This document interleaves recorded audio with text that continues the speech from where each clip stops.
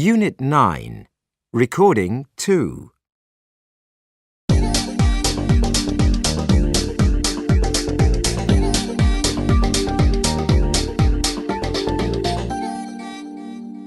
Hello and welcome to Fascinating Facts. Today we're going to take a look at some of those modern inventions which turn out to be, well, not quite so modern at all. Let's start with toothpaste. So you think, toothpaste, when was that invented? 100 years ago? Maybe 200? But we find that actually toothpaste has been around for 1600 years. People from Egypt used it, and then the ancient Greeks and Romans used it. Was it the same as modern toothpaste? Definitely not. Ancient Greek toothpaste used ingredients like crushed bones and oyster shells. OK, another invention for you. Biological weapons. Again, you think, biological weapons must be a 20th century invention. Wrong again. Biological weapons have been used for over 3,000 years, probably beginning in ancient Greece. It was common for one side to poison their enemy's water supply during a war. Some generals would even throw dead bodies at the enemy or into the enemy's river.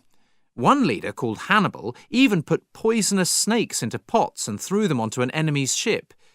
In the 18th century, one way American Indians were killed was through using infected blankets given to them by the Europeans who were colonizing America.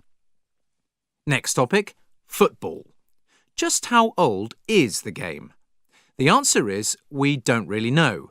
But we do know that forms of it were played in China over 2,000 years ago. And it also seems that the game developed by chance in different parts of the world. Wherever European explorers went, they discovered that native people already played some kind of football. Aborigines in Australia, the Inuit in Greenland, Japan and the Americas. So I suppose it really is the people's game. Right, central heating. It's been a wonderful thing for us in cold countries and helps us get through the winters. But most of us don't realise it's a very old invention.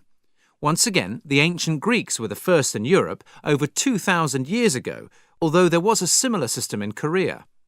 Both of these civilizations had pipes and controlled fires under the floors to keep the buildings warm. In England, one of the first examples of central heating was in the 1830s. A rich banker installed it in his house so that he could grow grapes in England's cold weather.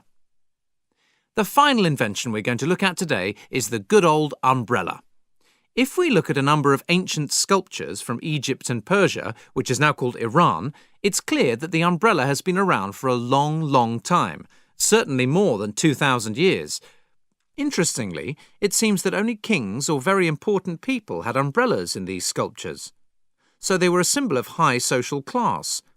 But what were they for? In Europe, we tend to think of umbrellas as things to protect us from the rain, but historically, they protected people from the sun. And later, they became a fashion item.